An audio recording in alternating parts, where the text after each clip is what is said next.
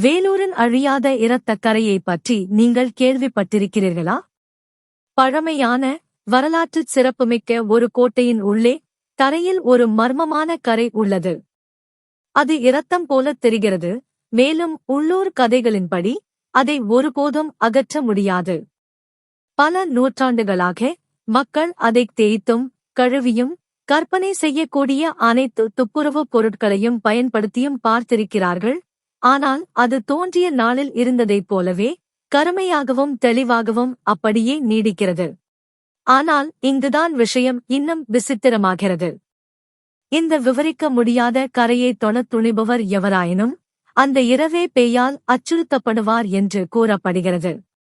அவர்கள் ஆழ்ந்த உறக்கத்தில் ஆழ்ந்து, இரத்தம், போர்கள் மற்றும் நீண்ட காலமாக மறக்கப்பட்ட ஒரு சோகத்தின் எதிரொலிகள் பற்றிய கனவுகளைக் காண்கிறார்கள்.